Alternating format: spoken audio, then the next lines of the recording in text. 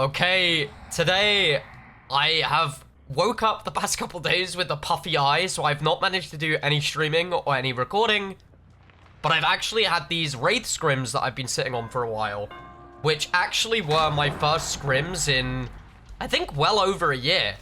So I thought I'd give some commentary and just share them with you guys, because I think Wraith is one of my more comfortable competitive sets nowadays. I actually really enjoy playing it. I think it's a lot of fun, and Wraith is actually my second P100 killer. But yeah, you can see the chase here with Wraith is very unique. The build I've gone for is Corrupt, Sloppy, Eruption, and Pain Res, which a lot of competitive Wraiths you'll see run Bamboozle. But honestly, I think whether you get value on that perk or not is completely dependent on the team that you're playing against. We won a 50-50 mind game there and got our first hit of the game. The survivor ran off to main, which is like very expected on this map. And I decided to just leave, maybe able to push the survivors to these kind of worse pallets on the top side of the map, which is exactly what happens. I get a relatively free hit. And you can see all of these gens are being worked here. I think they had 2 survivors on the gallows gens, and then 1 on the gen that I just erupted. We get a relatively strong pallet out of the way, just at the bottom of gallows, and now we got some shack mind games. I thought I was close enough to get this hit here, but I think Yoichi realizes that, and that's why he did path towards the pallet. And then, I don't know if Yoichi had windows or not, or if he just knew that this pallet was here, but he probably thought that if I respected that a little bit longer, he could have made that filler pallet. But right now you can see I've got no hooks. I see the 2 survivors resetting with Sloppy as well, so it's going to take them even longer. Or that could be medkit, I'm not too sure. But I'm not in a bad position right now. Especially with having Eruption in that back pocket, I could kick a lot of these gens and get some pretty good pressure going. You see the second survivor's healed, so there's only a maximum of 1 survivor on a gen right now.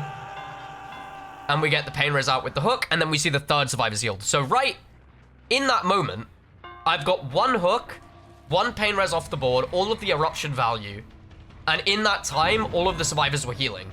So not a lot has been done. And we get a good double back mind game on this jungle gym to get a hit pretty early. And then we leave to erupt this gen, which is what I love about Eruption.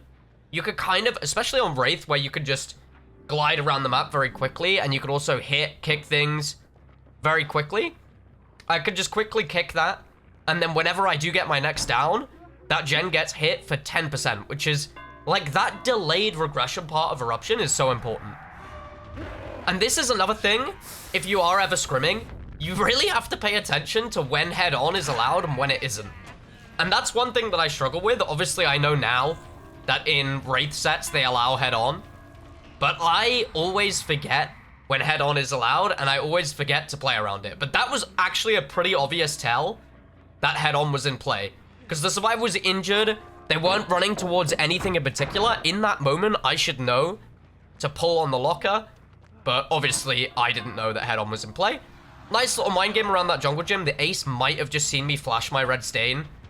And then sort of that, like, hesitation double take, I feel like works a lot against good survivors. What I did on the corner there. And we get our second hook on ace. 1 gen has been done so far, but you can hear that progress on main. That's going to get out of the way as well. And we got 2 injuries, so we're not in a bad position at all. Wraith is also really, really good at finding those resets, so it's another reason why I love playing this set, is he's just very different to every other killer, which I find so fun. And then I'm surprised this survivor dropped down so early, but they've also kind of zoned themselves to a really poor pallet. And then I thought it would just kind of be a good idea, because I haven't done it yet, to just wildly swing through the pallet. I feel like if you do it maybe once or twice in the game, just wildly swing through the pallet, the survivors then have to respect that you might do it, and they'll pre-drop those pallets a little bit early. And right now is exactly what I was saying before. I'm looking to find where the survivors are healing. If I find the survivors healing, then with Sloppy Butcher, their healing progress will regress. But also, I have extra time to find the survivors healing, because with Sloppy Butcher, it takes longer. And then because I went the entire way around the map, I came from a direction where these survivors, I guess, just didn't expect me to come, and I caught them pretty heavily off guard, because they were still sticking the reset as I'm vaulting the window. And now I've got 1 survivor on hook, 1 slug, 1 by the slug. So only one survivor is in the game, and most likely they're going to be going for the unhook. So right now, no gem progress is being made whatsoever. That's what I'm thinking in the back of my head. And I'm trying to get a cheeky little hit here on Ace. Ace obviously doesn't want to use that pallet because the survivor's underneath it. He wants to try and delay me picking the survivor up because then they can threaten the pallet save. But I don't quite get it. And he blinds me as I'm breaking the pallet, but I track him quite well into getting that hit. And now I know Ace is death hook, so I might as well commit to this. But Ace is very smart, of course. And a lot of this is what you see in unique to the Wraith set, right? When you're in cloak, they want to do the slow vaults and delay and body block you. Just waste as much time as possible, which is pretty cool to see. Another reason why I really like the Wraith set. It's just very different. You see a lot of things you wouldn't see in normal killer in Dead by Daylight, I guess. And we see the body block there. I have to hit it because I think he could have body blocked me between the cactus and like the little cart there. And this is a mind game that I like to do, right? If the survivors respect you as a good killer, they would never, ever in a million years expect you to do the stupid thing of just come out and swing straight away. And that's what I kind of used against Ace. So thank you, Ace, for not thinking I'm a complete idiot. But what I did was completely idiotic, and it worked because you didn't think I was a complete idiot. That's another one on this Renato, by the way. I think that's twice that I've had a swing on the Renato where it's like, I feel like that could hit if the Renato's ping was maybe slightly worse, but Renato's just different. And then we see this team play, which you see not very often, right? Like, I don't think you see this in public games very often, just running in to take hits at the perfect time, making sure that the killer has to work for everything. And with Yoichi taking that hit, I decided to switch to him because I think the area he was running to just didn't have a lot of resources, didn't have a lot of pallets, which is something you got to think of a lot as well.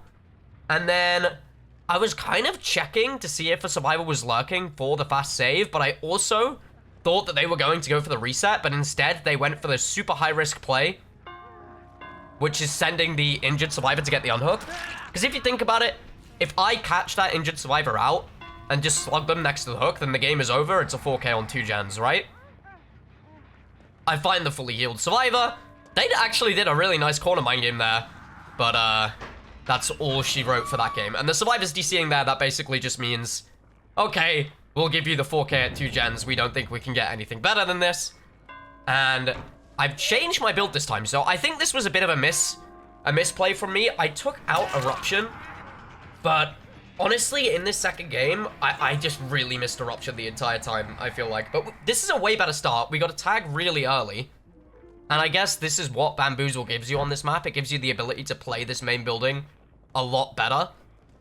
Takes away one of the stronger tiles for the survivors, and Renato doesn't make that, even if he does have pretty damn good ping. He doesn't make that pallet. We get the down. I actually got the door on Shack pretty early this time, where I didn't do that last game.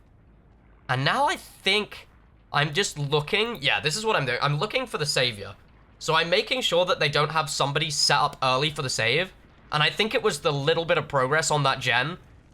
So I knew that there was a survivor working there before, and I was kind of like, where is that survivor gone? Are they hiding to then get the unhook? And that might have been the case, but Yoichi ran the other way than I thought he would. I thought he would go away into the edge map, but instead he went into the map. And now Renato is doing exactly what you would expect. Whenever there is somebody that can quickly get removed from the game, they're just using the strongest tiles, the strongest pallets, using all of those resources.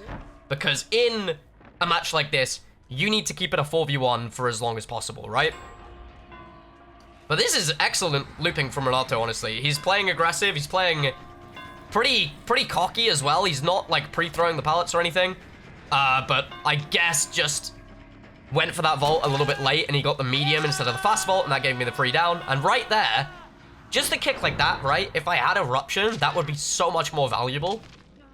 And that's really what you miss. So I think if I was to scrim a game like this again, I would bring Eruption. And then again, I'm doing a quick check for a savior because I thought they would be stealthing around this edge.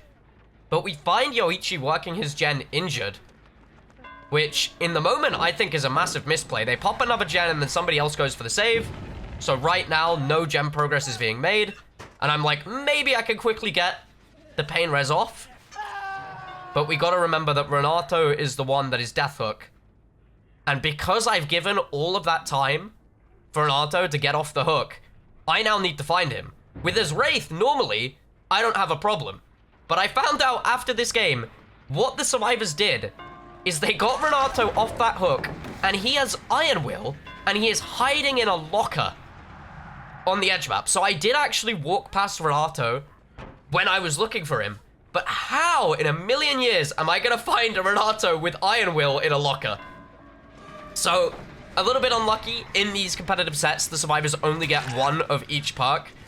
So, maybe a bit unfortunate on my part that it was the Renato that had the Iron Will, because there was just no chance of me finding him in a million years. But we're still doing all right. We've got Yoichi down to second hook, and it's still very much in the forefront of my mind. I need to find this Renato, and we see the reset coming in. Again, the slow vault to just waste as much time as possible. Ace makes that pallet, so I respected it. Ace obviously knew that he made that pallet, and that's why he made the gamble. And I did a short swing. If you don't know what the short swing is, often, or kind of when you do short swing, the hitbox from your swing is a little bit larger, so it's more likely to connect even if you're not as close to the survivor. That's why I did the short swing through the pallet, just on the off chance that the Ace kind of double backed and tried to slam the pallet on me last second. And this is where I find Yoichi. So Yoichi is now also Death Hook, you have to remember. And that's why he has a teammate playing with him. But we're down to not 2 gens, 1 gen already. So it's getting a little bit rough now. A little bit rough. And now it's like the internal clock in my head is going, okay, how much can I commit to this chase? Because they're definitely going to be doubling that gen. And Renato here, right, so they've rotated in. Injured survivors off to go work on the gen. Healthy survivors come in to take another hit.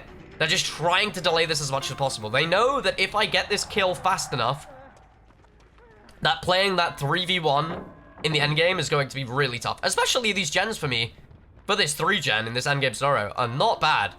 But Yoichi just has such a good setup. He's got 1 pallet into the jungle gym, kind of can chain it with main vault, got the hit tanks coming in. And I tried to go for a swing there. I don't know if that was resilience on Yoichi, but he's playing extremely, extremely well. And this is where I go, okay, internal clock's calling, I've got to leave. But I think, honestly, they might even have been tripling this gen. And I'm not sure. Do you see it? Maybe they were tripling, but the survivor went off to get on the gate. And I go, yeah, okay, I concede. You guys played really well. And honestly, I think what lost me the game there was, 1, the lack of eruption, but also me losing that kill on Renato. And extremely well played to these guys. If you like this style of content as well, do let me know. I'm always happy to share these kind of matches with you guys.